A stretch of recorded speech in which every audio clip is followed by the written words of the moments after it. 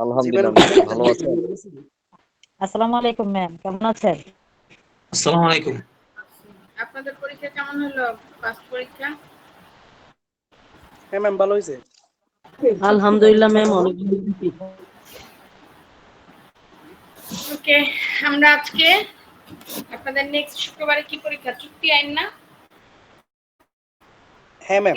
Tort আইন। আচ্ছা, আমার যেহেতু 2 দিন ক্লাস আছে, আজকে আর কালকে, আমি 2 দিনে 2টা সাবজেক্ট টান দেওয়ার চেষ্টা করবো, ঠিক আছে? আজকে শুরুতে আমরা চুক্তি আইনটা পড়ি। আমি যেগুলো আপনাদের পরীক্ষা আসার মতো সেগুলো ক্লাসের শেষে আমি বলে দিব, ঠিক আছে? আচ্ছা, তাহলে চুক্তি আইন, এখানে 2টা সাবজেক্ট আছে, এক গ্রুপ এ এবং গ্রুপ বি। গ্রুপ এ তে বলা হচ্ছে চুক্তি আইন সম্পর্কে। চুক্তি আইন মানে কি? কন্ট্রাক্ট আইন, এটা আমরা জানি, ঠিক আছে? আর টর্ট আইন মানেটা কি?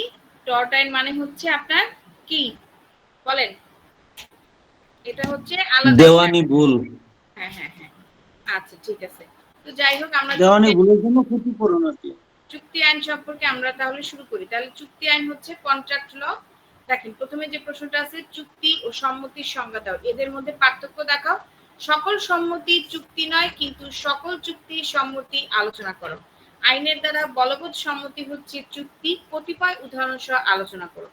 চুক্তি আইন সমগ্র অঙ্গীকারের আইন নয় এবং সমগ্র বাধ্যবাধকতার আইন নয়, উক্তিটির বিশ্লেষণ করে।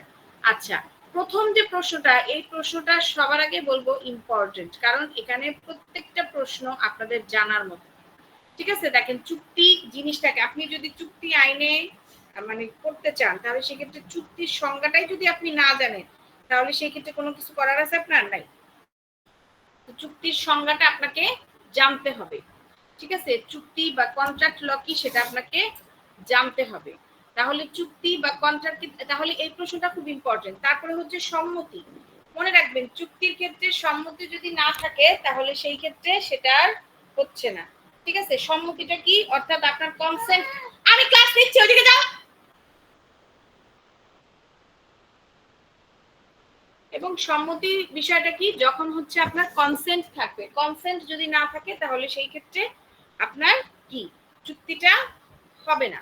তো স্বাধীন সম্মতি বা কনসেন্ট যেটা বিষয়, সেটা আপনাকে অবশ্যই রাখতে হবে, ঠিক আছে? স্বাধীন সম্মতি বা কনসেপ্ট আপনাকে রাখতে হবে। আমার কাছে তো যাই বলো যে ওই একটু শিখে আছে। তাহলে স্বাধীন সম্মতি বা কনসেন্ট যেটা, সেই জিনিসটা আমার থাকতে হবে। তাহলে আমি যদি কনসেন্ট না দেই, তাহলে সেই ক্ষেত্রে কখনোই সেটা চুক্তি হচ্ছে না। উইদাউট কনসেন্টে মনে রাখবেন কখনো কন্ট্রাক্ট বা চুক্তি হয় না। আচ্ছা, চুক্তির জিনিসটা কি আসলে মূলত, সেটা তো বুঝতে হবে। চুক্তি হচ্ছে যখন উভয় পার্টি একদম স্বাধীন সম্মতি অনুযায়ী, অর্থাৎ তাদের নিজস্ব চেষ্টায়, জোর জবরদস্তি না এখানে, ঠিক আছে? সেই নিজে থেকে আপনার কোনো একটা কন্ট্রাক্ট করে থাকে, অর্থাৎ ডিল করে থাকে। হ্যাঁ, সেটা হতে পারে ক্রয় বিক্রয়ে, বা সেটা হতে পারে কোনো ভাড়ার বিষয়, যেটাই হোক না কেন করে থাকে, তখন সেই ক্ষেত্রে সেটা হচ্ছে আপনার চুক্তি। বুঝতে পারছেন বিষয়টা? জি ম্যাম। গেল। এরপরে হচ্ছে আরেকটা যে খুব ইম্পর্টেন্ট বিষয়, সেটা হচ্ছে তাহলে সম্মতি এবং চুক্তিটা কি এবং এদের মধ্যে পার্থক্যটা কি, এটাও আমাদের জানাটা খুব প্রয়োজন। তাহলে এটা ইম্পর্টেন্ট। এরপর হচ্ছে সকল সম্মতি চুক্তি নয়, কিন্তু সকল চুক্তি আপনার সম্মতি, ঠিক আছে? অর্থাৎ ওই যে বললাম, স্বাধীন সম্মতি থাকতে হবে। চুক্তি হইতে হলে আপনার কি করতে হবে? অবশ্যই স্বাধীন সম্মতি থাকতে হবে, অর্থাৎ নিজস্ব কি থাকতে হবে? সম্মতি থাকতে হবে। জোর জবরদস্তি এখানে থাকবে না। ওকে, আচ্ছা। কিন্তু সকল চুক্তি সম্মতি কেন বলছে? কারণ চুক্তি মানেই তো হচ্ছে সম্মতি। এখন সেটা জবরদস্তি, জোর জবরদস্তি নেক, বা আপনার স্বেচ্ছাকৃত ভাবে নেক, যেটাই নেক না কেন, সম্মতি তো সম্মতি, তাই না? তো এটাই বলছে যে চুক্তি মানে সম্মতি দিলেই যে আপনি কোনো কিছু একটা সম্মতি দিছেন, তার মানেই যে সেটা চুক্তি করে ফেলতে হবে, বিষয়টা তা না। হ্যাঁ, আপনার সাথে ধরেন আমার দীর্ঘদিন ধরে একটা বিষয় নিয়ে কথা হচ্ছে যে গাড়িটা বিক্রি করে ফেলবো, ঠিক আছে? কম দামে গাড়িটা বিক্রি করে ফেলবো। আমি সম্মতি দেই না, হঠাৎ করে বললাম যে আচ্ছা ঠিক আছে, বিক্রি করে ফেলো। বিক্রি করে ফেলো বলছি জন্য যে আপনি ওইটারে ডিল মনে করে একদম চুক্তিপত্র রেডি করে নিয়ে চলে আসবেন, হ্যাঁ, সেটা তো কোনো কথা না, আমি শুধুমাত্র সম্মতি দিছি, আমি কিন্তু বলি নাই যে আপনাকে কন্ট্রাক্ট করো বা ডিড করো, চুক্তি করো, আমরা গাড়িটা বিক্রি করে ফেলবো, এটা কিন্তু আমি বলি নাই। তো যতক্ষণ পর্যন্ত আমি না বলতেছি ততক্ষণ পর্যন্ত সেটা চুক্তি হচ্ছে না। এই জন্য বলছে সকল সম্মতি চুক্তি না, কিন্তু সকল চুক্তির সম্মতি। কেন?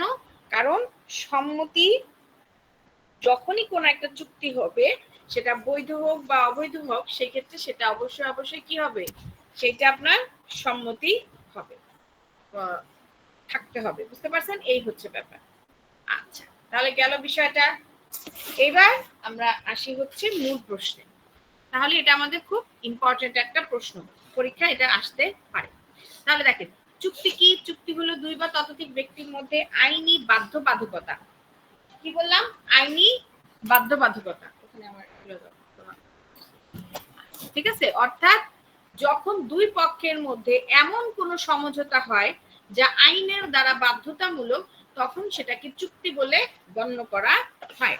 আচ্ছা, চুক্তি সম্পর্কে কোথায় বলা হয়েছে? চুক্তি সম্পর্কে বলা হয়েছে চুক্তি আইন 1872 সালে।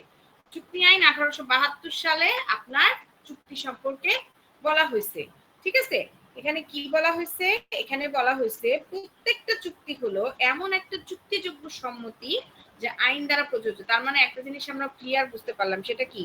চুক্তি মানেই হচ্ছে আপনার হ্যাঁ, লিগালি হইতে হবে, অর্থাৎ আইন দ্বারা বলবৎযোগ্য, লিগাল ডকুমেন্ট থাকতে হবে। এখন লিগাল ডকুমেন্ট মানে কি? মানে হচ্ছে অবৈধ কোনো কাজ আপনি করতে পারবেন না, যা করবেন বৈধভাবে আপনাকে করতে হবে। এটা ডাজেন্ট ম্যাটার যে আপনাকে যে মানে সকল চুক্তিতে যে আপনার লয়ারেরই থাকতে হবে বা আইনগত একটাই থাকতে হবে, বিষয়টা সেটা বলে নাই। শুধুমাত্র এতটুকু বলছে, যাই করবেন আপনি আইন দ্বারা বাধ্য, অর্থাৎ আইন দ্বারা আপনার যেটা অধিকার আছে আপনি সেটা করবেন, আর যেটা আপনার অধিকার নাই সেটা আপনি করতে পারবেন না, এটাই বলা হয়েছে, আর কিছু বলা হয়নি। আচ্ছা, তাহলে চুক্তি পুরাটা ডেফিনেশন বিশ্লেষণ করলে আমরা কি উপাদান পাই? দেখেন, চুক্তিতে অবশ্যই প্রথমে কি থাকতে হবে? প্রস্তাব।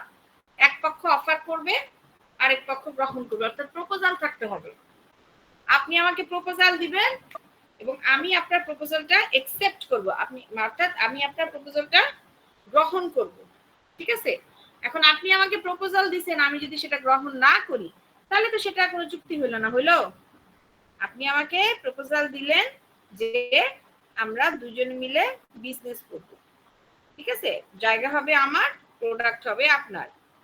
এখন আপনি আমাকে প্রস্তাব দিছেন, আমি যতক্ষণ পর্যন্ত আপনার সেই প্রস্তাবটা গ্রহণ না করতেছি ততক্ষণ পর্যন্ত কিন্তু এটা কি হচ্ছে না,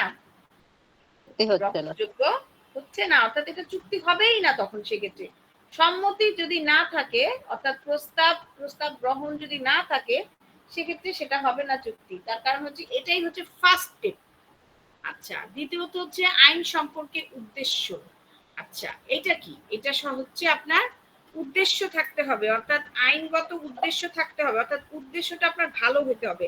আলতু ফালতু বেআইনি কোনো উদ্দেশ্য এগুলা থাকলে চলবে না, এটাই বলা হয়েছে।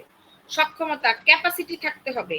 ঠিক আছে, যেই চুক্তিটা করলাম সেই চুক্তিটা করার মতো ক্যাপাসিটি দুইজনের মধ্যেই থাকতে হবে। এখন আমি আপনার সাথে, আপনি আমরা সাধারণ জনগণ, ঠিক আছে, এখন আমি আপনার সাথে চুক্তি করলাম যে আমি আপনাকে সেতু তৈরি করে দিব বাংলাদেশে, তাহলে কি হবে নাকি? এই ক্যাপাসিটি কি আপনার আছে বা আমার আছে? টাকা পয়সাও অঢেল থাকলো পারবো? পারবো না তো। কেন?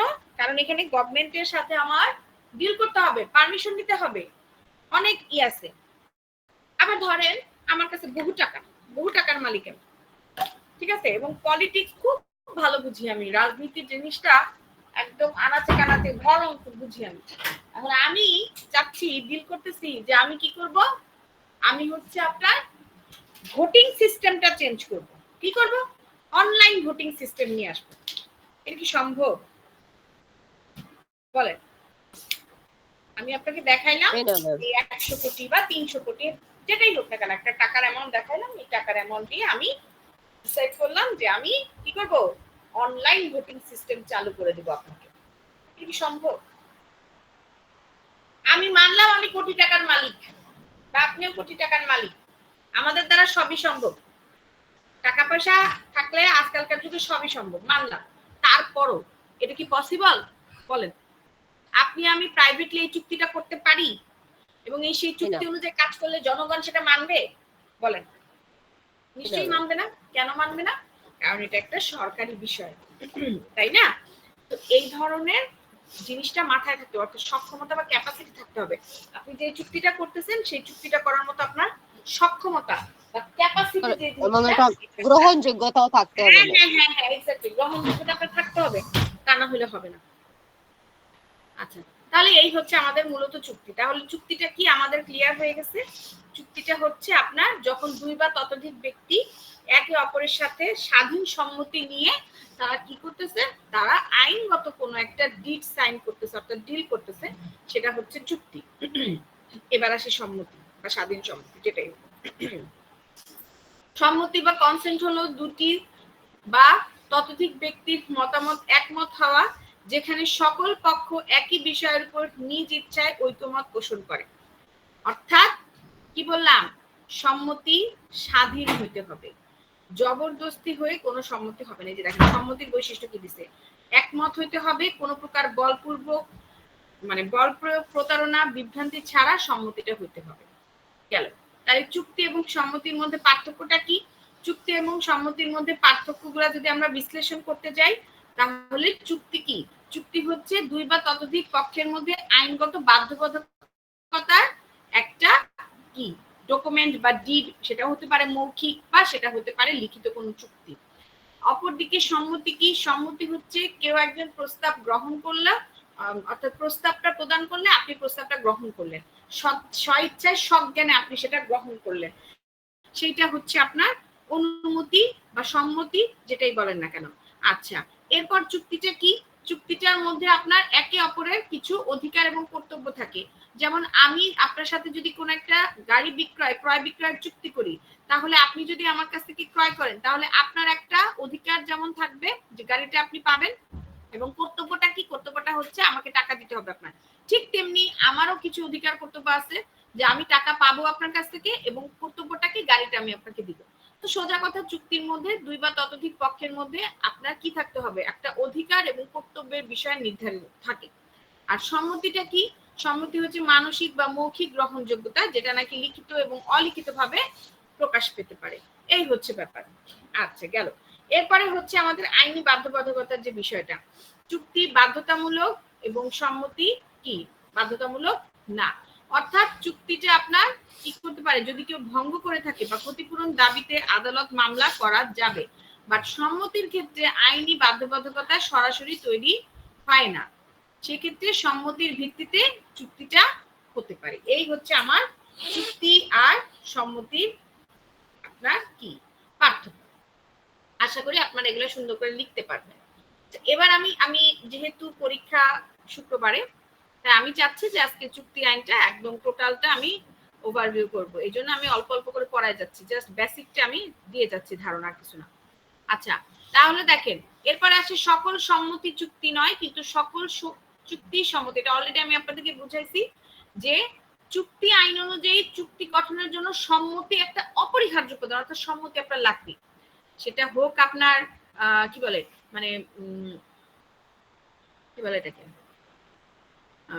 সেটা হোক আপনার স্বেচ্ছাকৃত বা হোক আপনার প্রতারণামূলক ভাবে বা বল প্রয়োগের মাধ্যমে আপনি গ্রহণ করছেন, সমস্যা নেই। কিন্তু আপনার সম্মতি কি থাকতে হবে চুক্তির ক্ষেত্রে। কিন্তু সকল সম্মতিকে আপনি চুক্তি বলতে পারবেন না। এখন আপনি স্বেচ্ছাকৃত ভাবে কোনো একটা সম্মতি প্রদান করেন নাই, ঠিক আছে, তাহলে সেই ক্ষেত্রে সেটা আপনার চুক্তি হবে না। এই হচ্ছে কথা। আশা করি বুঝতে পারছেন। দেখেন, আবার একটু যদি ক্লিয়ার করি, দেখেন, পক্ষসমূহের মধ্যে কোনো বিষয়ে মতের মিল যদি থাকে তবে সেটা সম্মতি, তবে কেবল সম্মতি থাকলেই সেটা আইনগত চুক্তি হবে না। চুক্তি হওয়ার জন্য কিছু মৌলিক উপাদান অবশ্যই থাকতে হবে, যেমন আপনার প্রস্তাব থাকতে হবে, আইনগত বাধ্যবাধকতা, বৈধ প্রতিদান, এগুলো থাকতে হবে। ফর এক্সাম্পল ধরেন, দুই বন্ধু একসঙ্গে সিনেমা দেখার একটা পরিকল্পনা করছেন। আপনারা পরিকল্পনা করছেন ঠিকই, কিন্তু আপনারা কিন্তু কেউ কাউকে কি করেন নাই, মানে আমি প্রস্তাব করছি আপনাকে যে আমরা অমুক দিন মুভি দেখবো একসাথে, কিন্তু আমি কিন্তু কি করি নাই, মানে আপনি কিন্তু আমাকে সম্মতি দেন নাই, ঠিক আছে। আর একটা সবচেয়ে ইম্পর্টেন্ট বিষয় হচ্ছে এই যে ছবি দেখার একটা পরিকল্পনা আমরা করছি, এটা কি কোনো আইনগত বাধ্যবাধকতা আছে এখানে? এটা জাস্ট আমাদের একটা রিফ্রেশমেন্টের জন্য আমরা এটা পরিকল্পনা করি। এখন যদি আমি এই পরিকল্পনাটা নাও মানি, অর্থাৎ এই চুক্তিটা করে যদি আমি সেটা নাও মানি, অগ্রাহ্য করি, তবুও তো কোনো সমস্যা নেই। সমস্যা আছে কি? সমস্যা নাই তো। কিন্তু ধরেন একটা পুকুর নিয়ে আমরা চুক্তি করছি, পুকুর কাটার বিষয় নিয়ে আমরা চুক্তি করছি, সেইটা যদি আমরা না করি, হ্যাঁ, তাহলে সেই ক্ষেত্রে সেইটা কিন্তু আপনার আইনগত বাধ্যবাধকতা থাকে, যেটা আপনি ভঙ্গ করলেন। এবার বুঝছেন? জি ম্যাম। এই হচ্ছে ব্যাপার।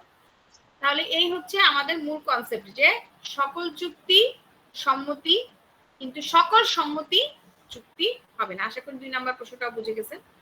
3 নাম্বারে আসছে আইন দ্বারা, আচ্ছা আমি তো বললাম ম্যামকে হালকা করে বলে যাচ্ছি, মানে এইটুকু করলেই বা হবে না, কিন্তু আপনাকে সুন্দর করে বুঝায় লিখতে হবে। আপনারা নোটসটা অলরেডি মনে হয় অনেকে কালেক্ট করছেন, যারা যারা কালেক্ট করছেন এরকম সুন্দর করে আমি যেভাবে আপনাদেরকে পড়াইছিলাম প্যাটার্নটা বলে দিছিলাম, ভূমিকা, উপসংহার এবং মাঝখানে সুন্দর করে ওই ব্যাখ্যাগুলো আপনাকে প্রদান করতে হবে, তা না হলে কিন্তু ভালো নাম্বার পাবেন না, বলে রাখলাম। আচ্ছা, এরপরে আসি কি, আইন দ্বারা বলবৎ সম্মতি হচ্ছে আপনার চুক্তি। আচ্ছা, ওই যে একটু আগে এখানে বললাম না যে যে 2 বন্ধু মিলে কি করতে চাইছে, 2 বন্ধু মিলে মুভি দেখতে চাইছে, তাহলে এখানে তো কোনো আইনগত বাধ্যবাধকতা নেই। কিন্তু ধরেন 2 বন্ধু মিলে আপনার একটা জমি বা একটা বাড়ি ক্রয় বিক্রয়ের চুক্তি করছে, এখানে তো আইনগত বাধ্যবাধকতা আছে, তাই না? তাহলে এটা যদি পালন না হয়, তখন সেই ক্ষেত্রে কিন্তু আপনি কি করতে পারবেন, আইনের কাছে চাইতে পারবেন, অর্থাৎ আইনের দ্বারস্থ হতে পারবেন। এইটাই বলছেন, আইন দ্বারা বলবৎ যে সম্মতিটা, সেটাই হচ্ছে আপনার চুক্তি। কতিপয় উদাহরণের মাধ্যমে এটার ব্যাখ্যা দেওয়া যাবে। আচ্ছা, যাই হোক, তাহলে দেখেন এখানে কি, আচ্ছা একটা উদাহরণ দিয়েই আমি বুঝাই। তাহলে দেখেন, বিয়ের চুক্তি, 2 জন প্রাপ্তবয়স্ক ব্যক্তি যদি পারস্পরিক সম্মতিতে বিয়ে করে থাকে, তবে এটা সামাজিক এবং আইনি স্বীকৃতি পাবে। তবে বিয়ের চুক্তি যদি কেউ ভঙ্গ করে, তবে সাধারণভাবে ক্ষতিপূরণ চাওয়া যায় না, কারণ এটা বিশেষ সামাজিক সম্পর্কের আয়তা করে, এটা কিন্তু কোনো আইনগত করে না। হ্যাঁ, মুসলিম আইন অনুযায়ী বা মুসলিম অনুযায়ী আপনি যে মানে মেয়েদের যে কাবিনের হকটা আছে, অর্থাৎ দিনমোহরের যে হকটা আছে, বাচ্চা কাচ্চা থাকলে যে মেইনটেনেন্স অর্থাৎ ভরণ পোষণের যে হকটা থাকে, সেটা তো আপনাকে দিতেই হবে। সেটা যেহেতু একটা চুক্তি ছিল, বৈধ চুক্তি ছিল, সেটা তো আপনাকে দিতেই হবে। কিন্তু এটা ভঙ্গ হইলে যে সেটা আপনি আইনকে ভঙ্গ করে ফেললেন, বিষয়টা তা না। কিন্তু এখন মনে করেন আপনাদের বিয়েটা টিকতেছে না, বিয়েটা আপনারা ভেঙে দিচ্ছেন, তাহলে এটা কিন্তু আপনি আইনকে ভঙ্গ করতেছেন না। 2 জন মানুষ একসাথে থাকতে পারতেছে না বিধায় তারা বড় ধরনের কোনো অঘটন বা অকারেন্স যাতে না ঘটে, সেটার জন্যই তারা কি করতে চাচ্ছেন, আলাদা হয়ে যাইতে চাচ্ছে। এইটাই কিন্তু এখানে মূল কথা, আর কিছু কিছু নাই। তো এখানে কি আপনি আমি যদি মানে কি বলি, হাজবেন্ড ওয়াইফ যদি আলাদা হয়ে যায়, তাহলে কি আপনার আমার বা সমাজের বা দেশের কি কোনো বড় ক্ষতি হয়ে যাবে? বলেন, বড় ক্ষতি হয়ে যাবে? ক্ষতি কিন্তু হবে না। তো তাহলে এটা হচ্ছে আপনার সামাজিক সম্পর্কের আয়তায় পড়ে, আর কিছু না। তবে ক্রয় বিক্রয়ের একটা চুক্তি যদি বলি, ঠিক আছে, এখন ধরেন রহিম একজন ব্যবসায়ী, করিম তার কাছ থেকে একটা বাইসাইকেল 10,000 টাকায় কেনার জন্য সম্মত হয়েছে। এখন রহিম যদি পরবর্তীতে টাকা নেওয়ার পরে সেটা দিতে অস্বীকার করে, তাহলে সেই ক্ষেত্রে কি পারস্পরিক সম্মতির একটা বিরোধ সৃষ্টি হইল, এবং সেই ক্ষেত্রে কিন্তু আইনি প্রক্রিয়ার মাধ্যমে কি করতে পারবে, করিম কিন্তু রহিমের কাছ থেকে তার যে টাকাটা, সেই টাকাটাও আদায় করতে পারবে এবং ক্ষতিপূরণের টাকাটা ন্যায্য দাবিতে আদায় করতে পারবে, দুইটাই পারবে। এই হচ্ছে ব্যাপার। তাহলে আপনাকে বুঝতে হবে যে কোন জায়গায় আপনার কি আপনার আইনগত অধিকারটা ক্ষুণ্ণ হচ্ছে আর কোন জায়গায় আইনগত অধিকারটা ক্ষুণ্ণ হচ্ছে না, জিনিসটা আপনাকে মাথায় রাখতে হবে। আচ্ছা, এরপরে কি বলা হয়েছে, চুক্তি আইন সমগ্র অস্বীকার আইন নয় এবং সমগ্র বাধ্যবাধকতা আইনও নয়। এটার ব্যাখ্যাটা কি দেখেন, চুক্তি আইন সমগ্র অস্বীকারের আইন, মানে পুরোপুরি অস্বীকার করার মতো আইন নয়, আবার বাধ্যবাধকতা মানে আপনাকে যে মানতেই হবে বিষয়টা, তা ম্যাম এখানে অঙ্গীকার হবে ম্যাম, অঙ্গীকার। অঙ্গীকারের আইন না, অঙ্গীকারের আইন নয়। চুক্তি আইন সমগ্র অঙ্গীকারের আইন নয়, কোন জায়গায় কি হবে? চুক্তি আইন ওই যে ম্যাম প্রশ্নটা হ্যাঁ সমগ্র অঙ্গীকারের আইন নয় এবং হ্যাঁ। সমগ্র বাধ্যবাধকতার আইন নয়। এখন এটা কি আপনারাই তো লিখছেন, আমি কি বলবো? আপনাদের যে প্রশ্নটা ছিল সেটাই তো ব্যাখ্যা এখানে আমি দেখতেছি নাকি? প্রশ্নটা কি অঙ্গীকার ঠিক নাই? ম্যাম এখানে অঙ্গীকার লেখা, আপনি অস্বীকার বলে গেছেন ম্যাম। না আমি তো অস্বীকার বলি নাই, আমি তো অঙ্গীকারই বলছি। আমি অস্বীকার কখন বললাম? আপনারাই শুনছেন ভুল। আমি অস্বীকার কখন বলতেন বললাম? ম্যাম। আমি অস্বীকার বলছি? কি জানি, আমার কাছে তো মনে হচ্ছে না। আমার কাছে ম্যাম আপনি অস্বীকার বলে অস্বীকার করতেছেন। কি জানি, আমার কাছে যতটুকু মনে হচ্ছে বলি নাই। তারপরে যদি বলে থাকি that's my mistake, no problem. আচ্ছা, চুক্তি আইনে সমগ্র অঙ্গীকারের আইন নয়, অর্থাৎ চুক্তি আইনটা আপনার অঙ্গীকারের কোনো আইন না, কিন্তু সমগ্র বাধ্যবাধকতারও আইন নেই। এই উক্তিটার মাধ্যমে কি বুঝাইছে? এই উক্তিটার মাধ্যমে বুঝাইছে, আচ্ছা আগে আপনাকে বুঝতে হবে অঙ্গীকার জিনিসটা কি। অঙ্গীকার মানে হচ্ছে প্রমিস, কি করা। আচ্ছা, প্রমিসের বাংলাটা জানি কি? প্রতিজ্ঞা। প্রতিজ্ঞা। প্রতিজ্ঞা প্রতিজ্ঞা প্রতিজ্ঞা প্রতিজ্ঞা মানে চুক্তি আইন মানেই হচ্ছে যে আপনাকে পুরোপুরি একটা প্রতিজ্ঞাবদ্ধ থাকতে হবে। হ্যাঁ, আপনি এক প্রতিজ্ঞা থেকে এক চুলও নড়বেন না, এরকম বিষয়টা না। কিন্তু আবার পুরোপুরি বাধ্যবাধকতার আইনও না, মানে আপনাকে মানতেই হবে, অর্থাৎ অব্লিগেশন। বাধ্যবাধকতা অর্থাৎ অব্লিগেশন, মানতেই হবে, বিষয়টা তা না। দেখেন, চুক্তি আইন বা কন্ট্রাক্ট ল সকল ধরনের প্রমিস বা সকল ধরনের অব্লিগেশনকে নিয়ন্ত্রণ করে না, শুধুমাত্র কিছু নির্দিষ্ট ধরনের অঙ্গীকার এবং বাধ্যবাধকতা, অর্থাৎ কিছু নির্দিষ্ট ধরনের প্রমিস বা কি অব্লিগেশনকে কি করে থাকে, এটা নিয়ন্ত্রণ করে থাকে, অর্থাৎ চুক্তি আইনের আওতায় পড়ে। বিশ্লেষণ হিসেবে যদি বলি, দেখেন সমগ্র আইন অঙ্গীকারের আইন নয় কি, প্রতিটি অঙ্গীকারী চুক্তি নয়। সামাজিক, আচ্ছা একটা উদাহরণ দিলে বিষয়টা বুঝতে পারবেন ভালো মতো। উদাহরণ তো এখানে নাই। ওকে, চুক্তি আইনে শুধুমাত্র নির্দিষ্ট ধরনের অঙ্গীকার এবং বাধ্যবাধকতা নিয়ন্ত্রণ করে যা আইনি মানদণ্ড পূরণ করে, ঠিক আছে। অর্থাৎ সোজা কথা, আচ্ছা ওই যে আপনাদের দিয়ে করাইলাম না, এই যে বিয়ে সংক্রান্ত চুক্তি আর ক্রয় বিক্রয় চুক্তি এখান দিয়ে পড়াইলাম না, এই জিনিসটাই আপনি ধরেন, ঠিক আছে। এই যে দেখেন, দুজনে মিলে একটা বৈধ চুক্তিতে আবদ্ধ হয়েছে বিয়ের, ঠিক আছে। এখন তারা যদি সেটা ভেঙে ফেলে, সেটা তারা আইনগত কোনো অন্যায় করে নাই, ওকে। আবার কিন্তু যদি এই যে ক্রয় বিক্রয় চুক্তিতে যদি কেউ, মানে যে বিক্রেতা, সে যদি টাকা পয়সা নিয়ে যদি না দেয় তার সাইকেলটা, তাহলে সেক্ষেত্রে সে কিন্তু আইন ভঙ্গ করে দেবে। তাহলে এই জিনিসটাই বলা হয়েছে, প্রত্যেকটা প্রমিস বা প্রত্যেকটা অব্লিগেশন চুক্তি আইন নিয়ন্ত্রণ করবে না, ঠিক আছে। এটি আচ্ছা গেল বিষয়টা, তাহলে আশা করি বুঝতে পারছেন। এবার 2 চলে যাই। আচ্ছা, 2 কি বলা হয়েছে? আইন দ্বারা বলবৎ সম্মতি হচ্ছে চুক্তি, উদাহরণ সব ব্যাখ্যা করো। চুক্তি শ্রেণী বিভাগ, বাতিল। হ্যাঁ, এটাও ইম্পর্টেন্ট আছে, এই প্রশ্নটাও ইম্পর্টেন্ট।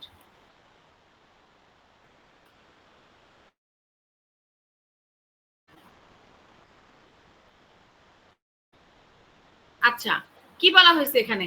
এখানে বলা হয়েছে যে আইনের দ্বারা বলবৎ সম্মতি হচ্ছে চুক্তি, অর্থাৎ এতটুকু তো ক্লিয়ার হয়েছে, চুক্তি এক ধরনের, মানে চুক্তির প্রধান যে উপাদান সেটাই হচ্ছে কনসেন্ট বা সম্মতি।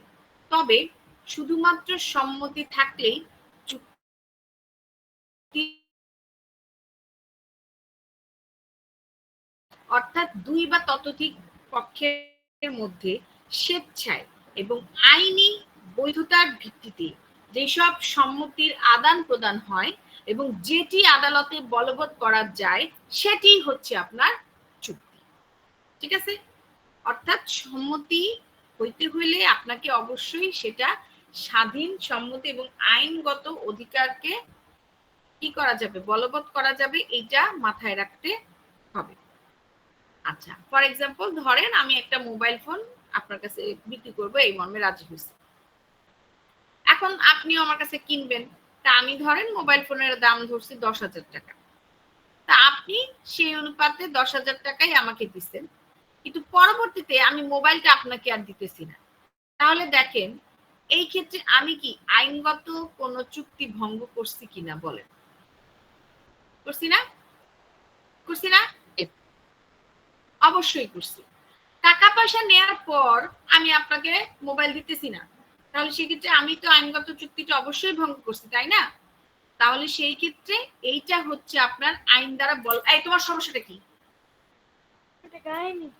তাহলে এইটা হচ্ছে আপনার আইন দ্বারা বলবৎকৃত কোন সম্মতি। আচ্ছা, গেল।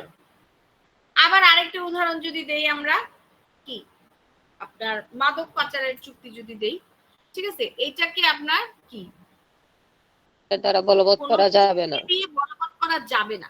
কেন বলেন তো? বলেন তো কেন? অবৈধ চুক্তি। কারণ এটা একটা অবৈধ কাজ না। যদিও আপনার সাথে আমার চুক্তি হয়েছে, হ্যাঁ, টাকা দিছি, টাকা পয়সা দিছি, ধরেন 5 কোটি টাকা দিছি এবং বলছি যে এত এত ট্রাক মাদক আমার কাছে চালান করে দিবা, হ্যাঁ, কিন্তু পরবর্তীতে আমি 5 কোটি টাকা নিয়ে আমি হাওয়া হয়ে গেছি, আমি আপনার সাথে চুক্তি ভঙ্গ করে হাওয়া হয়ে গেছি। তাহলে সেই ক্ষেত্রে কিন্তু আপনি এটার জন্য আইনের আশ্রয় নিতে পারবেন না। পারবেন? উল্টা আপনাকেই জেলের মধ্যে ঢুকাবে, ঠিক কি না? জি। হ্যাঁ, তাহলে এইটা মাথায় রাখতে হবে। চুক্তি অবশ্যই আইন দ্বারা বলবৎযোগ্য হতে হবে। অবৈধ কোনো চুক্তি আপনি করতে পারবেন না, ঠিক আছে? অবৈধ চুক্তি যদি আপনি করেও ফেলেন, পরবর্তীতে সেটা ভঙ্গ হলে সেটার জন্য আপনি আইনের কাছে যেতে পারবেন না। আচ্ছা, আর চুক্তি কয় প্রকার? চুক্তি শ্রেণী বিভাগগুলো যদি আমরা দেখি, এই যে দেখেন চুক্তি বিভিন্ন ভাবে শ্রেণী বিভাগ আছে, এটা নিজেরা একটু দেখে নেবেন, আশা করি পারবেন। আচ্ছা, এর পরের প্রশ্নটা হচ্ছে বাতিল এবং বাতিলযোগ্য চুক্তি। এটা খুব ইম্পর্টেন্ট একটা বিষয়, আপনাকে বুঝতে হবে বাতিল চুক্তি কি, বাতিলযোগ্য চুক্তি কি। আচ্ছা, বাতিল চুক্তি মানেটা কি? বাতিল চুক্তি মানে হচ্ছে যেটা কোনোভাবেই আইনগতভাবে বৈধ ছিল না, কোনো কালে না, পশ্চিম কালেও না। আর বাতিলযোগ্য চুক্তি কোনটা? বাতিলযোগ্য চুক্তি হচ্ছে আপনার হয়তোবা আপনি চুক্তির সকল শর্তই মানছেন, বা একটা বা দুইটা শর্ত হয়তোবা আপনি মানেন নাই, যার কারণে সেটা এখন মানে বাতিলযোগ্য। একটা উদাহরণ দিই, ধরেন কি করছেন, আপনি বিয়ে করছেন। এখন আমরা জানি মুসলিম আইনের ক্লাসটা তো মনে হয় আমার কাছে আপনারা করছেন যতটুকু মনে হয়। যাই হোক, মুসলিম আইনে আমরা পড়াইছিলাম যে চুক্তি একটা বৈধ চুক্তি, কিন্তু সেই ক্ষেত্রে কিছু উপাদান থাকতে হবে। প্রথমত কি? প্রথমত হচ্ছে ছেলে মেয়ে দুইজনের স্বাধীন কনসেন্ট থাকতে হবে, অর্থাৎ স্বাধীন সম্মতি থাকতে হবে। তারপরে হচ্ছে আপনার দেনমোহর বিষয়টা থাকতে হবে, কাবিনের যে বিষয়টা সেটা থাকতে হবে, সেটা 1 টাকা থেকে আপনার যত টাকা হয় আর কি সেটা আপনাকে রাখতে হবে। এরপরে তৃতীয়ত যে বিষয়টা সেটা হচ্ছে আপনার কবুল বলতে হবে, আর হচ্ছে 2 জন সাক্ষী থাকতে হবে, অবভিয়াসলি, তাই না? সর্বনিম্ন 2 জন সাক্ষী থাকতে হবে। এখন এই যে 4টা না 5টা যে উপাদান, এই 4টা 5টা উপাদানের মধ্যে যে কোনো একটা উপাদান যদি সম্পূর্ণ না করে আপনি বিবাহ করে থাকেন, তাহলে সেই ক্ষেত্রে সেইটাকে আমরা বাতিলযোগ্য চুক্তি বলবো। প্রাপ্তবয়স্ক হবে না? প্রাপ্তবয়স্ক, হ্যাঁ, প্রাপ্তবয়স্ক তো বললামই, এই ছেলে মেয়ে, এটা তো বুঝতেই হবে, প্রাপ্তবয়স্ক হতে পারে, তো আপনি বুঝবেনই, এটা কি না বুঝে কিছু হলো নাকি?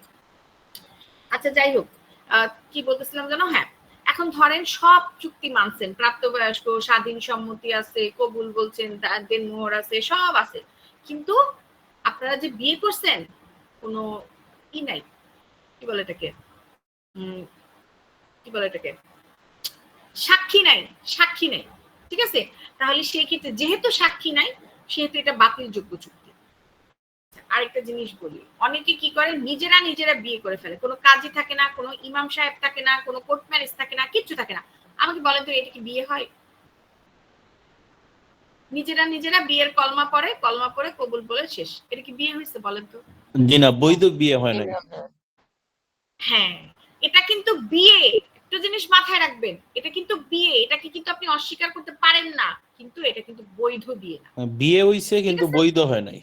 হ্যাঁ, এখন ধরেন বিয়ের যে আপনার কি বলে এটা, কলমা, এই কলমাটা যদি আপনি পড়েন শুদ্ধভাবে পড়ে, যদি আপনারা আপনার ওয়াইফকে যদি মনে করেন যে মানে যাকে বিয়ে করতেছেন তাকে যদি আপনি কাবিনের যে টাকাটা দেনমোহরের সেটা যদি আপনি সুন্দর মতো স্বীকার করে সেটা যদি আপনি দিয়ে তাকে যদি বিয়ে করে থাকেন, কবুল করে নেন, তাহলে সেই ক্ষেত্রে সেটা কিন্তু বিয়ে, সেটাকে অস্বীকার করা যাবে না, কিন্তু সেটা বৈধ বিবাহ হবে না।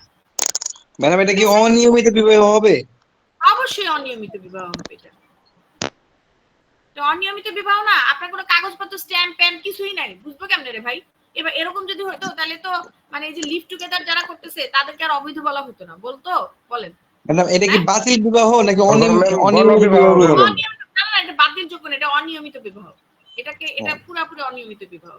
বাতিলযোগ্য কোনটা? আপনি সকল শর্ত মানছেন, হ্যাঁ, এই যে বললাম আপনি কি বলবো বিবাহের যে শর্তগুলো আমাদের প্রাপ্তবয়স্ক, তারপরে হচ্ছে স্বাধীন সম্মতি, সব ঠিক আছে, কিন্তু দুইজন সম্মতি ছিল না আপনাদের, কি বলে দুইজন সাক্ষী ছিল না আপনাদের বিয়েতে, তাহলে সেটা হচ্ছে বাতিলযোগ্য চুক্তি।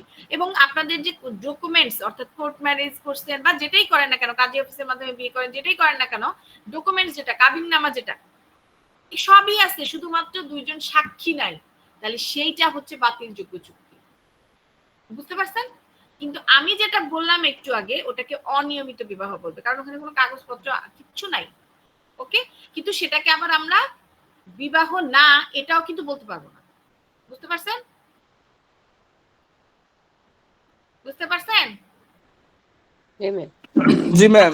এখন আপনাদের একটা প্রশ্ন আসতে পারে, আচ্ছা এখন তো বলতে গেলে তো আমি বহুত কিছু বুঝান লাগবে, এত তো সময় নেই, আচ্ছা আগে যাই আমি নিজেরা বুঝে নিই। তাহলে এইটা হচ্ছে বাতিল চুক্তি আর এটা হচ্ছে বাতিলযোগ্য চুক্তি, দ্যাটস ইট। তারপরে পার্থক্যটা কি দেখে নেবেন। আচ্ছা 3 নম্বরের প্রশ্নটা কি বলছে? অনুচিত প্রভাব বা আনডু ইনফ্লুয়েন্স কি? এটা কি? এটা হচ্ছে আপনার এমন একজন ব্যক্তি যাকে কিনা আপনার কি করা হয়, আনডু ইনফ্লুয়েন্স বা অনুচিত প্রভাব কি? ধরেন এক্সাম্পলের মাধ্যমে বিষয়টা যদি বুঝাই, আপনার কাছে ধরেন আমি 5 লক্ষ টাকা ঋণ নিছি সুদ আকারে, আমি 5 বছর পরে আপনাকে 6 লক্ষ টাকা আমি আপনাকে ফেরত দিব এই বলে। এখন আপনার সময় টাইম পার হয়ে গেছে, কিন্তু তারপরও সুদ তো দূরের কথা, আমি যে মূল টাকাটা সেটাই আপনাকে ফেরত দিতে পারিনি। হ্যাঁ, তাহলে এই ক্ষেত্রে আপনি কি করবেন? আপনি মানে এমন, এবং আমার এমন একটা সিচুয়েশন যে কোনোভাবেই মানে আমার পক্ষে সম্ভবই না আপনাকে টাকা দেওয়া, আমি একদম দেউলিয়া হয়ে গেছি, আমি কোথেকে টাকা দিব আপনাকে, সম্ভবই না। তাহলে সেই ক্ষেত্রে আপনি কি করলেন? আপনি সুযোগ নিলেন আমার, ঠিক আছে তুমি যখন টাকা পয়সা দিতে পারবে না, টাকাটা তো পরিশোধ করতে হবে, তাহলে সেই ক্ষেত্রে তুমি আমার কাজ করে দিবা, অর্থাৎ কায়িক পরিশ্রমের মাধ্যমে কাজ করে দিয়ে তারপরে তুমি কি করবা? টাকাটা পরিশোধ করবা। এখন প্রথম কথা হচ্ছে আপনি একটা অসহায় মানুষ, সে দেউলিয়া, তার কাছে কিছুই না, আপনি তাকে কাজ দিয়ে সাহায্য করবেন, তার বিনিময়ে আপনি কাজের মাধ্যমে কায়িক পরিশ্রমের মাধ্যমে আপনি তার কাছ থেকে আপনার ঋণটা পরিশোধ করার চেষ্টা করতেছেন, চিন্তা করতেছেন। এটা তো শুরুতেই একটা অন্যায় শ্রম আইন অনুযায়ী, তাই না? কারণ আমাদের শ্রম আইন অনুযায়ী কি বলা হয়েছে? কখনোই তোমার যে পারিশ্রমিক মানে কি বলি, তোমার যে ঋণের টাকা বা তোমার যে টাকাটা সেটা তুমি তোমার যে এমপ্লয়ি থাকবে অর্থাৎ শ্রমিকের পারিশ্রমিকের সাথে মিলাইতে পারবা না, তাই না? তাই সেটা যেহেতু আপনি করবেন, সেটা তো আপনার শুরুতেই একটা বাধা আইন অনুযায়ী। আবার হয়েছে যে ধরেন আমি পরে রাজিও হইলাম যে আচ্ছা ঠিক আছে আমি তাহলে কাজ করে শেষ করে দিব, হ্যাঁ, কিন্তু তার মানে এই আপনি কি করলেন? আপনি 6 মাস যায় 7 মাস, মানে আমার যেটুকু কাজ যেটুকু দায়িত্ব সেটুকু আপনি আমাকে করান আরো বেশি করান না। ফর এক্সাম্পল একটা উদাহরণ দিই, ধরেন আপনি আপনার বাড়ির জন্য কেয়ারটেকার রাখছেন। কেয়ারটেকারের কাজ কি? বাড়ির দেখাশোনা করা, তাই না? এখন কেয়ারটেকার কি আপনার বাড়ির ময়লা পরিষ্কার করবে?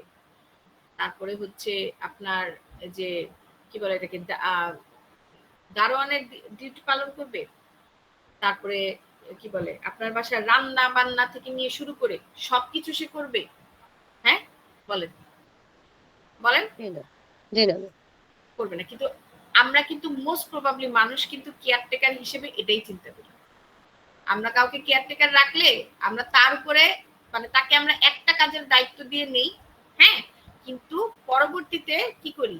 তার দুর্বলতার সুযোগ নিয়ে আমরা কিন্তু তাকে দিয়ে সব করে, হ্যাঁ গেটে দারোয়ান, হ্যাঁ আমরা কিন্তু করি, এটা কিন্তু বাস্তব কথা, আমরা কিন্তু করি আমরা তাকে দিয়ে মানে তার ওয়াইফকে দিয়ে আমরা রান্না বান্না করাচ্ছি, বা সে কাজের মানুষ রান্না করতে সমস্যা হচ্ছে, একটু ভালো ব্যবহার করেই করি, ভালো ব্যবহার করেই দিলাম, বলি যে আপা একটু রান্না করে দেন, গেল। যেটা তারপরে কি করতেছি? তারপরে হচ্ছে তাকে দিয়ে আমরা ময়লা পরিষ্কার করাচ্ছি, মানে সবকিছু করাচ্ছি। তাহলে আপনি যাকে কেয়ারটেকার হিসেবে নিছেন তাকে দিয়ে কি আপনি সবকিছু করাইতে পারেন?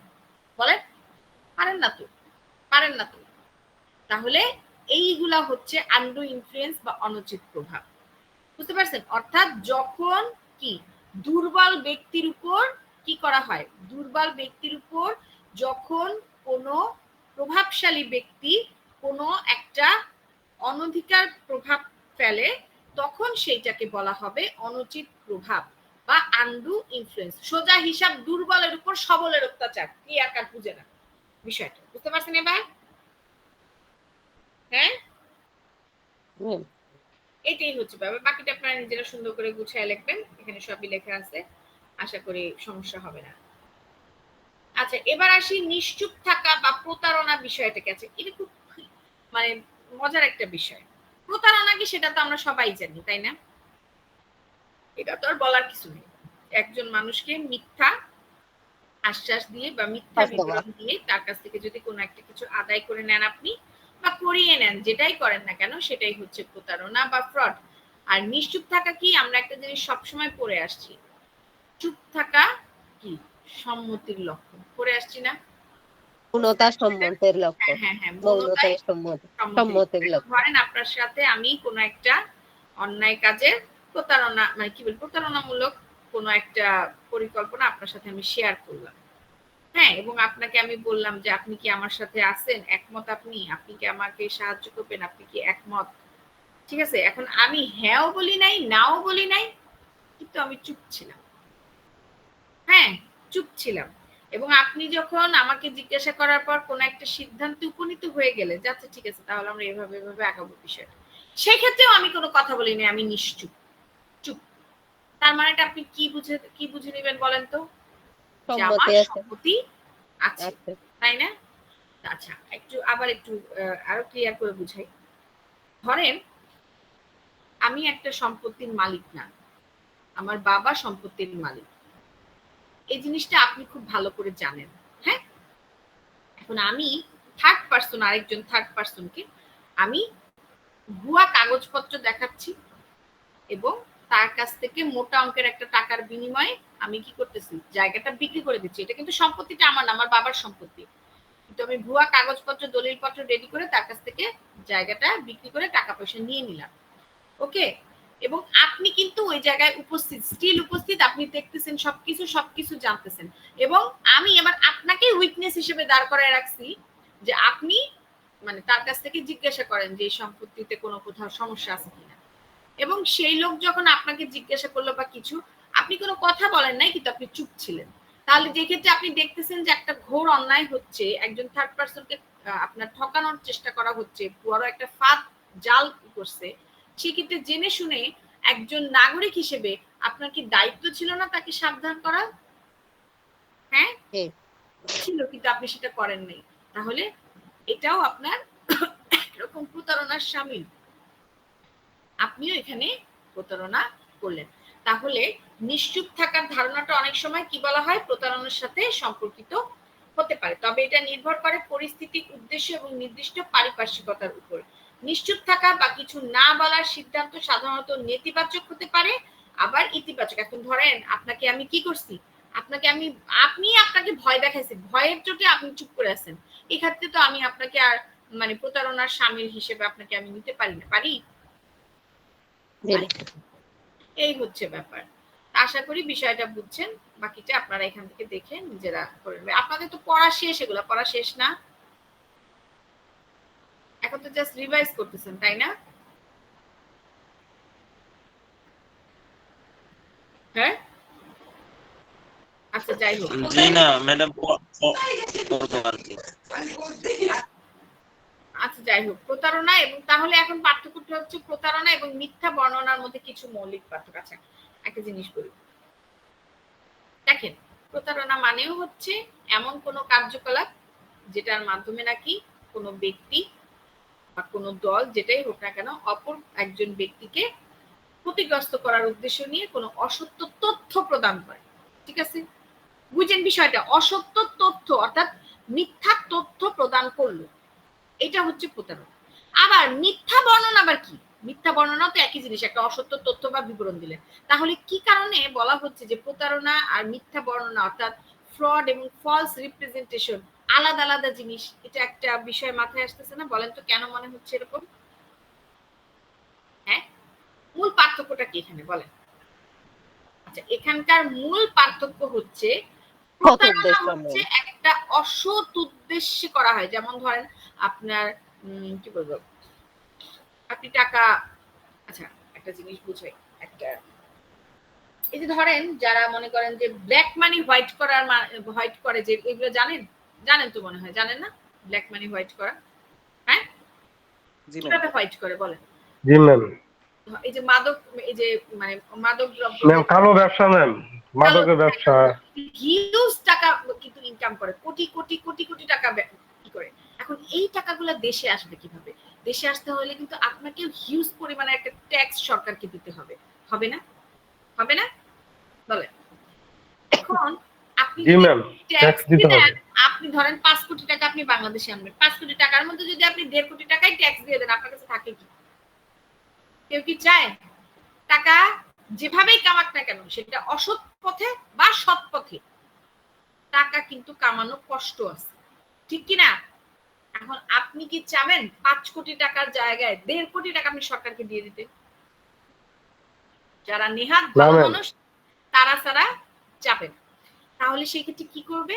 সেই ক্ষেত্রে এই হোয়াইট মানে ব্ল্যাক মানিটাকে হোয়াইট করে, মূলত এই ব্ল্যাক মানি হোয়াইট করার অনেকগুলো পন্থা আছে। তারপরে আমি কিছু কিছু বিষয় একটু বলি, আপনাদের সব বলা সম্ভব না, টাইম কম। বিশেষ করে সকল এনজিওর কথা বলবো না, কিছু কিছু এনজিও আছে যারা আপনার ব্ল্যাক মানিটাকে হোয়াইট করে দেয়। কিভাবে? ধরেন আপনি কোন একটা এনজিওর সাথে ডিল করলেন যে ভাই আমার এত টাকা, আমি 1 কোটি টাকা বা 1.5 কোটি টাকা বা 5 কোটি যেটাই হোক না কেন আমি বাংলাদেশে আনবো, কোনো ট্যাক্সের ঝামেলা বা কোনো কিছুর মধ্যে যাতে আমি না পড়ি সেই ব্যবস্থা আপনি করেন। তখন সেই ক্ষেত্রে এনজিওর ওরা কি করে? ওরা বলে যে ঠিক আছে আপনার টাকাটা আপনি দিবেন। সেক্ষেত্রে হয়তো বা তারা কিছু একটা অ্যামাউন্ট রেখে দেয়, তারাও বড় মোটামুটি বড়, কিন্তু ট্যাক্সের মতো অত অ্যামাউন্ট রাখে না, ধরেন 20 লাখ বা 30 লাখ এরকম করে রেখে দেয়। তারা সে দেখায় যে সে মানে, এবং ডিডের মধ্যে লেখা থাকে যে এই টাকাটা সে আমাদের ডোনেট করছে, ডোনেশন করছে, ঠিক আছে, দান করছে। এখন একটা জিনিস রাখবেন, আপনি যখন নিজের পারপাসে টাকাটা নিয়ে আসতেছেন সেই ক্ষেত্রে আপনার সরকারের কাছে ট্যাক্স দিতে হবে, মানে হবে। কিন্তু যখন আপনি সেটা ডোনেট করতেছেন সেই ক্ষেত্রে কিন্তু আপনার ট্যাক্স ওভাবে দিতে হয় না, যদি আপনি ভালো মতো সবকিছু শো করতে পারেন। এখন সে দেখাচ্ছে যে আমি ডোনেট করে দিছি এনজিওতে, এবং এনজিও গুলার কাজ কি? এনজিও গুলার কাজ হচ্ছে ক্ষুদ্র লোনের ব্যবস্থা করা, অর্থাৎ ছোট ছোট যে ইগুলা, যেমন দুস্থ গরিব মানুষদের সাহায্য করা, হ্যাঁ, কি জানো ছোট ছোট লোন দিয়ে করে না, ক্ষুদ্র লোন দিয়ে, তারপরে উদ্যোক্তা তৈরি করে, এগুলো করে না? হ্যাঁ, তো এই হচ্ছে ব্যাপার। ওকে, সো এইভাবেই সাধারণত ব্ল্যাক মানি গুলোকে হোয়াইট করা হয়। তাহলে দেখেন এই যে বিষয়টা, হ্যাঁ, এটা কেন বললাম? এই যে আমি এখানে একটা মিথ্যা বিবরণ দিলাম না, আমি দেখাচ্ছি ঠিকই আমি হোয়াইট মানি মানে কি বলি, আমি ডোনেট করতেছি, কিন্তু আসলে কি আমার উদ্দেশ্য এটা? আমার উদ্দেশ্য এটা বলেন? না ম্যাম, অসৎ। আমার উদ্দেশ্য কি? আমার উদ্দেশ্য হচ্ছে আমার টাকাটা আমার পকেটেই থাকবে, কিন্তু সেটা হোয়াইট হয়ে থাকবে, ঠিক আছে, আমি ট্যাক্স থেকে পালাবো, ঠিক আছে। তাহলে এইটা হচ্ছে মিথ্যা বিবরণ। আর প্রতারণাটা কি? প্রতারণা হচ্ছে সরাসরি ভাবে কি, আপনাকে ঠকানোর উদ্দেশ্য নিয়ে যখন কোনো ব্যক্তি মিথ্যা তথ্য উপস্থাপন করবে তখন সেটা প্রতারণা। যেমন এই যে একটু আগে উদাহরণ বললাম যে আমি ভুয়া কাগজপত্র তৈরি করে আমি অন্যের কাছে মানে অন্যের জমি আপনার কাছে বিক্রি করছি, তাহলে সেই ক্ষেত্রে সেইটা আমি আপনাকে ঠকাইছি তো, তাই না? অ্যাকচুয়াল ওনার যখন আইসা আপনাকে বাধা দিবে তখন সেই ক্ষেত্রে আপনি কি করবেন, তাই না? তাহলে এইটা হচ্ছে প্রতারণা, অর্থাৎ আমি আপনাকে ঠকানোর উদ্দেশ্য নিয়ে যখন মিথ্যা তথ্য উপস্থাপন করব তখন সেটা হবে প্রতারণা। আর যখন আমি দেখাচ্ছি, ঠিক আছে, অর্থাৎ আপনিও জানেন বিষয়টা, আমিও জানি বিষয়টা, আমি এখানে ফাঁকি দিচ্ছি থার্ড পারসন, কাকে? সরকারকে ফাঁকি দিচ্ছি, ঠিক আছে। তাহলে এই জিনিসটা হচ্ছে আমার কি ফলস রিপ্রেজেন্টেশন। দুই জিনিস, আমি কি বুঝাতে পারছি বিষয়টা? তাহলে প্রতারণা সব সময় একটা অসৎ উদ্দেশ্যে করা হয়, ঠিক আছে। আর আপনার মিথ্যা বিবরণ বা ফলস রিপ্রেজেন্টেশন এটাও একটা অসৎ উদ্দেশ্য নিয়ে করা হয়, কিন্তু এটা বেশিরভাগ ক্ষেত্রে আপনার মানে কিছু কিছু ক্ষেত্র ছাড়া আপনার এই ক্ষেত্রে অসৎ উদ্দেশ্য থাকে। বুঝতে পারছেন বিষয়টা? অর্থাৎ এখানে ঠকানোর কোনো বিষয় থাকে না, সোজা কথা। এবার বুঝছেন না? এটাই হচ্ছে ব্যাপার। অর্থাৎ প্রতারণাটা হচ্ছে আপনার কি অনেক বেশি ভয়ঙ্কর অর্থাৎ বিপজ্জনক, কিন্তু আপনার যে মিথ্যা বর্ণনা এটা হচ্ছে কোনো ক্ষতিকারক উদ্দেশ্য, মানে আমি তো এখানে কারো ক্ষতি করতেছি না, আমি কি এই টাকাটা দিয়ে কারো ক্ষতি করতেছি, আমি ডোনেট জি ম্যাম। করতেছি, আমি মানুষের সেবা করতেছি, তাই না? দেখেন কিছুটা হইলেও তো আমি সেবাই করতেছি, তাই না? পুরো টাকা ধরেন 10 লাখ 20 লাখ টাকা যেই টাকাটাই আমি দেই, আমি তো এটা মানুষের সেবাই করে দিলাম, তাই না? এখানে কিন্তু আমি কারো ক্ষতি জি করলাম না। ম্যাম। এখন আমি যদি সরকারকে ট্যাক্স দিয়ে দেই এত টাকা, তাহলে সেক্ষেত্রে তো আপনার হ্যাঁ সরকারও ক্ষতি মানে মানুষের সেবা করবেই করবে, কিন্তু দেখা যাবে যে বেশিরভাগ মানে পুরোপুরি কোন দিক দিয়ে যাচ্ছে বা ই করতেছে সেটা তো আমি জানতে পারতেছি না, তাই না? ঠিক কি না? তাহলে এই হচ্ছে আমার মূল কনসেপ্ট। জি ম্যাম। ক্লিয়ার আপনি? আচ্ছা, আশা করি বুঝতে পারছেন, বাকিটা পড়লে ভালো মতো ক্লিয়ার হবে। আগাইলাম না। ওকে, 4 নাম্বার কি বলছে? চুক্তি ভঙ্গ বলতে কি বুঝো এবং চুক্তি ভঙ্গের প্রতারণাগুলো কি কি? চুক্তি পরিসমাপ্তি বলতে কি বুঝো সংক্ষেপে? এটা তো মনে হয় পারবেন। চুক্তি ভঙ্গ কি পারবেন না? এক পক্ষ যখন চুক্তির শর্ত পালন না করে, হ্যাঁ কি বলবো, চুক্তির শর্ত অনুযায়ী সেটা যদি পালন না করে থাকে তখন সেই ক্ষেত্রে সেইটা হচ্ছে চুক্তি ভঙ্গ। আচ্ছা, চুক্তি ভঙ্গের প্রতিকারগুলা কি কি? চুক্তি ভঙ্গের প্রতিকারগুলা কি দেখেন, আপনার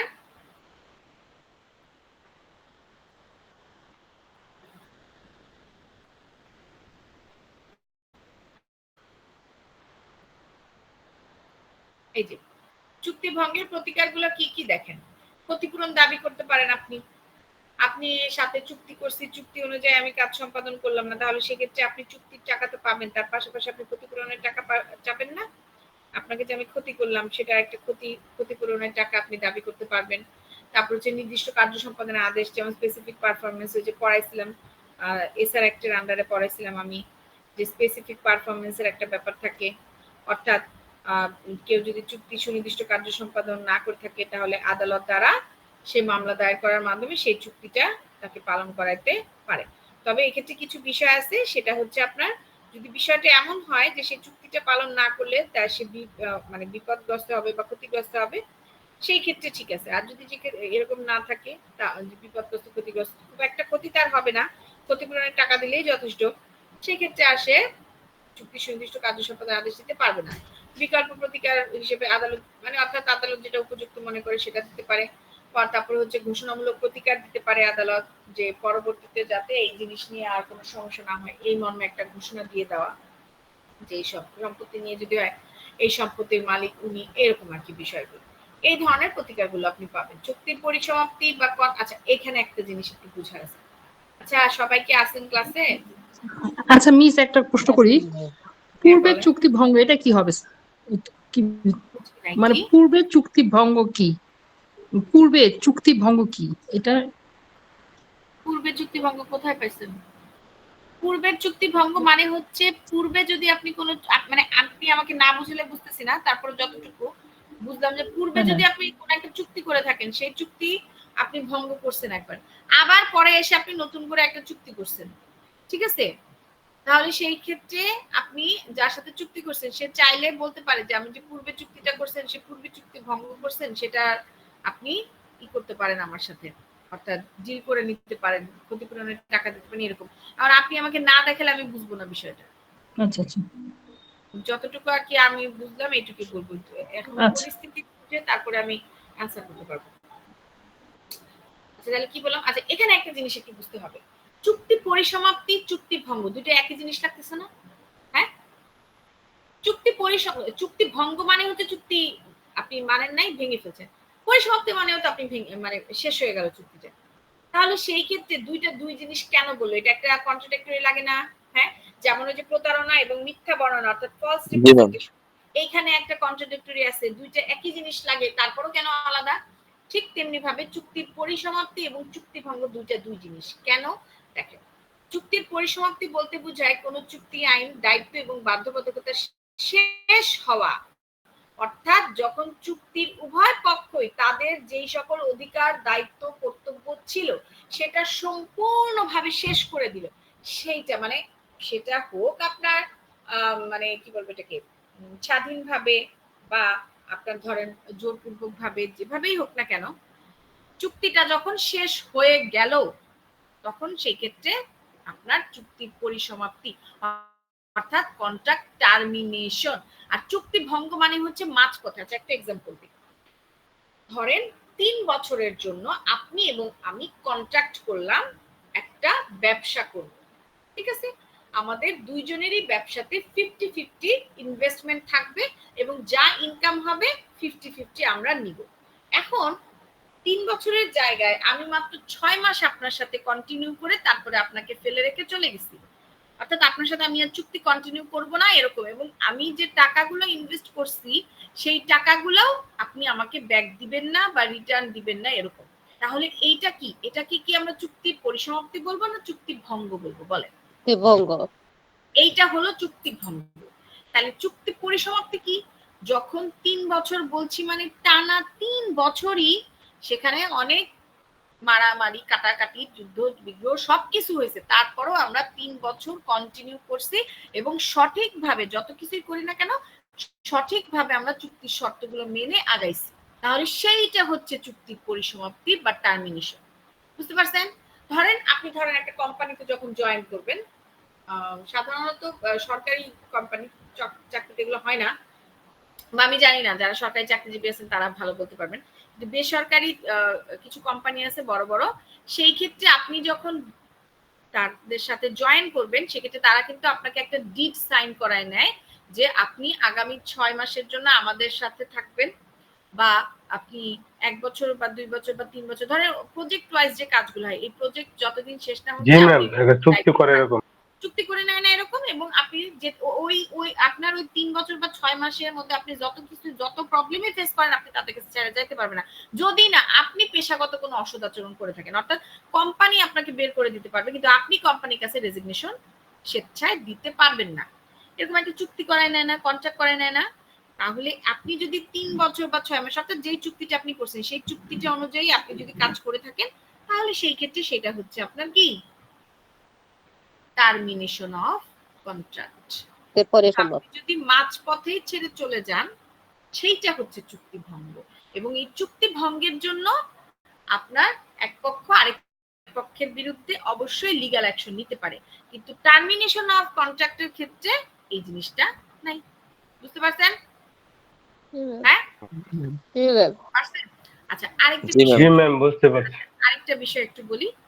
ধরেন আমরা দুইজনই আপনার চুক্তিবদ্ধ হয়েছি যে 6 মাসের জন্য আপনার কোম্পানিতে আমি কাজ করব, এবং আপনি ই করছেন যে হ্যাঁ ঠিক আছে, স্যালারি ট্যালারি সব ঠিকঠাক মতো, ওকে ফাইন, সব ঠিকঠাক।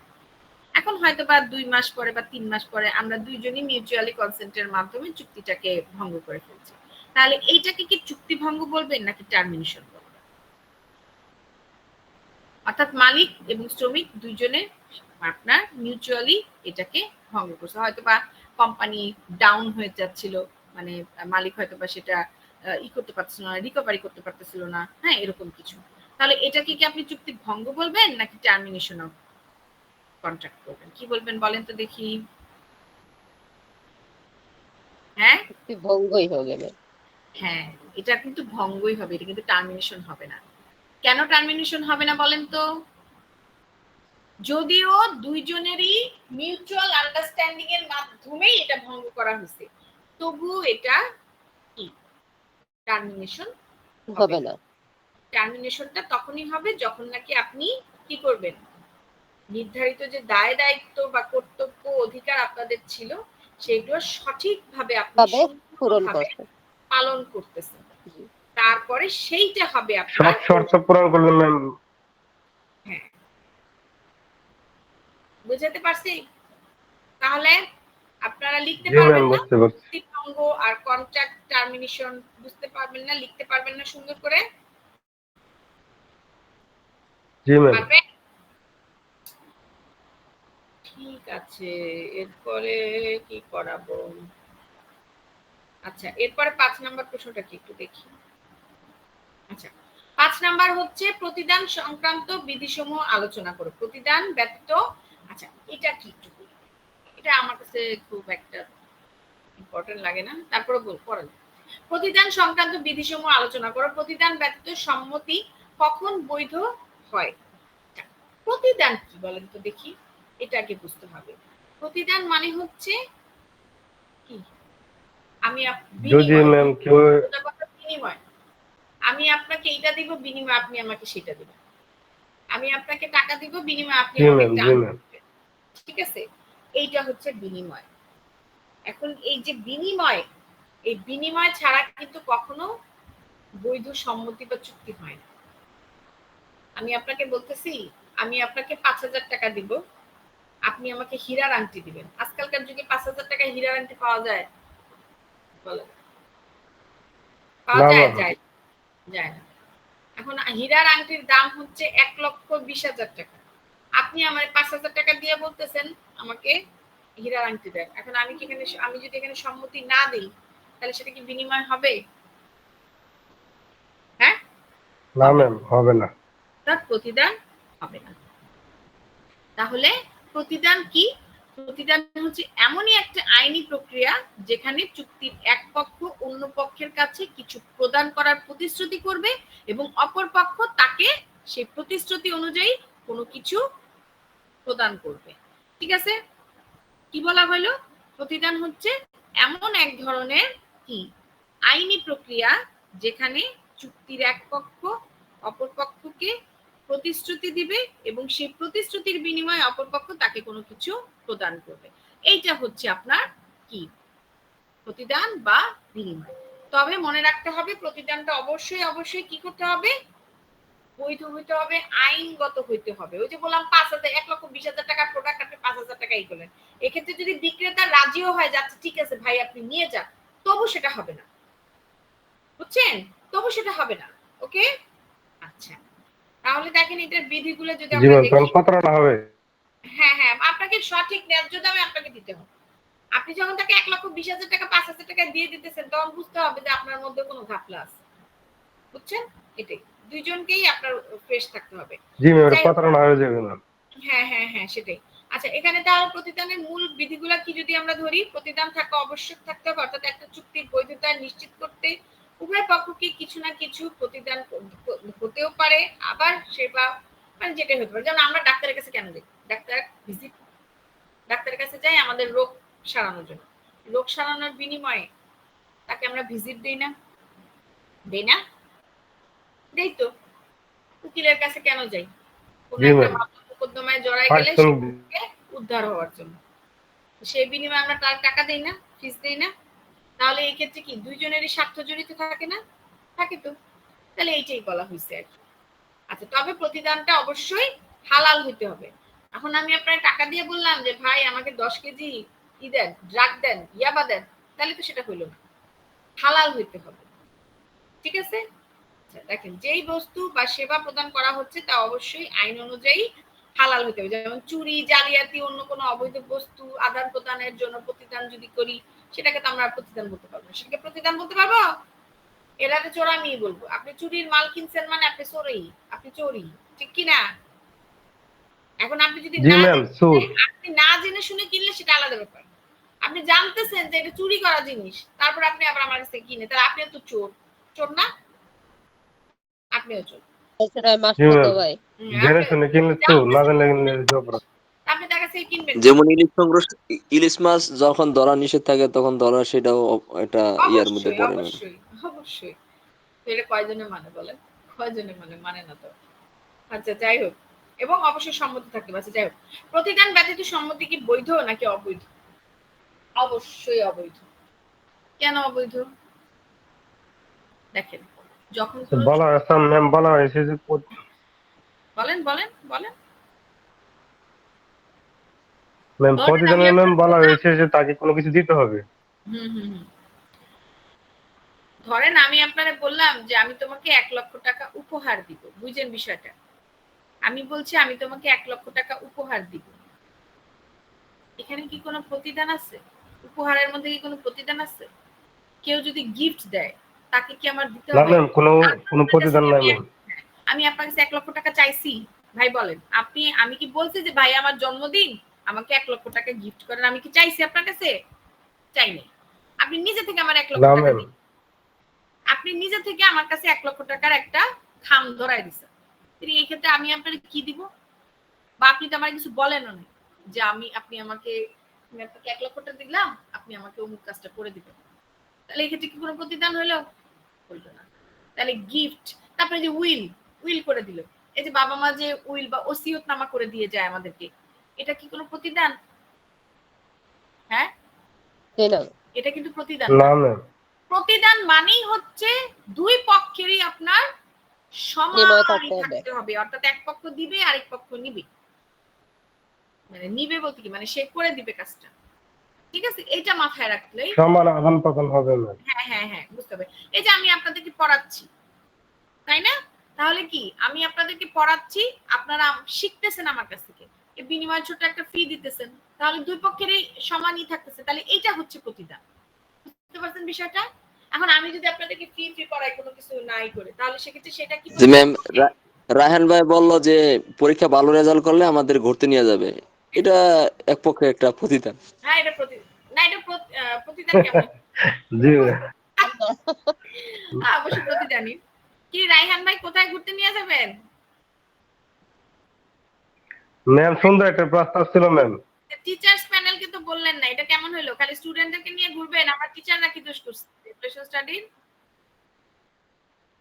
ভালো, তার মানে এটা কি ভালো না করলে টিচারদের দোষ, সেজন্য টিচাররা যাবে না, শুধু স্টুডেন্টরা যাবে, এটা কোনো কথা হলো? যদি তাহলে দাঁড়ান, আপনি দাঁড়ান, ভালো যদি শুনি ঘুরতে গেছেন আপনারা, পোস্ট তো করবেন, দেখতে তো পারবো। হ্যাঁ, না ম্যাম, ঘুরতে যাবো না, এমনি কথা বললাম ম্যাম আর কি, প্রতিদানের ব্যাপারে। ধন্যবাদ। সব টিচাররা আমরাও স্ট্রাইক করবো, আমরাও আর রেগুলেশন স্টাডির সাথে থাকবো না, বলে দিলাম। জি ম্যাম, জি ম্যাম। আচ্ছা, যাই হোক, একটু মজা করলাম। সবাই একসাথে যাবো ম্যাম। হ্যাঁ, আচ্ছা ঠিক আছে, একটু মজা করলাম আর কিছু না। তাহলে এটা হচ্ছে ব্যাপার, মানে প্রতিদান মানেই হচ্ছে দুই পক্ষেরই সমান ইফোর্ট থাকতে হবে। আর গিফট, উইল, এগুলা কিন্তু আপনি কি করতে পারতেছেন না। আচ্ছা, এখন একটা প্রশ্ন করে বলেন তো, এই যে দেনমোহরের টাকাটা, এটা কি প্রতিদান নাকি এটা অন্য কিছু? বলেন তো। ম্যাম দেন মোর টাকাটা ম্যাম প্রতিদান। অবভিয়াসলি এটা প্রতিদান। কেন প্রতিদান? কেন প্রতিদান? ম্যাম দেন মোর তোমার শর্ত অনুসারে বিয়ে হয়েছে ম্যাম, দেন মোর টাকা দিতে হবে। শর্ত অনুযায়ী বিয়ে হয়েছে না, তাহলে এটা হচ্ছে প্রতিদান। যদি এটা এই জন্যই বলা হয়, অনেকে বলে না যে হ্যাঁ আমি তো মেয়ে পড়াইছি, মানে কিসে বিয়ে করে আমি মেয়েকে পড়াশোনা করাইছি, ঠিক আছে, তারপরে হচ্ছে কি তার খাওয়া দাওয়া ভরণ পোষণের টাকা পয়সা দিছি, তাহলে দেন মনে টাকা পরিশোধে আরো বেশি টাকা আমি দিছি, তাহলে সে টাকাগুলো তো আমাকে দিতে হবে। এগুলো আপনি বলতে পারবেন না, এটা আপনি বলতে পারবেন না, এটার সাথে আপনি এটা মিলাইতে পারবেন না, কারণ এটা তার হক। আপনি পড়াশোনা করান, আপনি জজ ব্যারিস্টার বানাই ফেলান, সমস্যা নাই, দেনমোহরের টাকা আপনাকে দিতে হবে। বুঝতে পারছেন বিষয়টা? যেগুলো হয়েছে ম্যাম তার দায়িত্ব, এটা তার দায়িত্ব, এবং তুমি যেটা করছো সেটা তুমি তোমার দায়িত্ব পালন করছো, এটা তোমার দায়িত্ব। উল্টা তুমি যদি তোমার দায়িত্বগুলো পালন না করতা, তাহলে সেই ক্ষেত্রে তোমার বিরুদ্ধে আবার মামলা করা যাবে। বুঝতে পারছো বিষয়টা? জি ম্যাম এটা অপরাধ তো। হ্যাঁ, কাজেই আপনি দেনমোহরের টাকাটাকে আপনি কি হিসেবে গিফট বা উইল বা কি এগুলা ধরতে পারবে না, একমাত্র ওয়াইফ যদি তাকে ক্ষমা করে সেই ক্ষেত্রেই পারবে।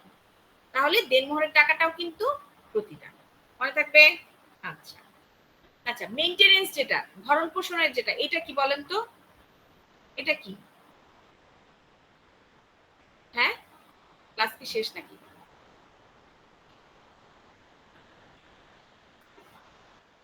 আচ্ছা আচ্ছা, এটাও কিন্তু আপনার প্রতিদান। আচ্ছা, গেল, তাহলে এই হচ্ছে আমাদের ব্যাপার প্রতিদানের বিষয়। আশা করি প্রতিদানটাও বুঝবেন পারবেন। আর এরপরে হচ্ছে টিকাগুলা কি বলার দরকার আছে আমার? পারবেন না, সময় তো নাই, ক্লাস শেষ।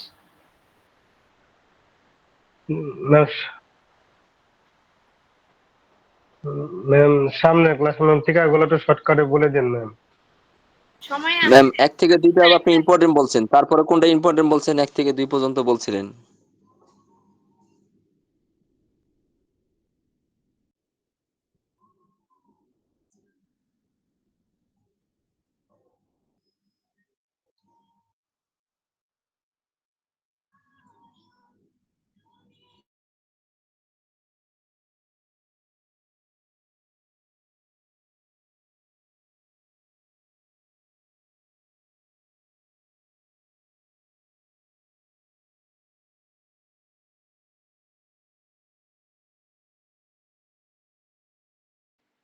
এটাই ভালো হবে টিকাটা লাস্টের দিকে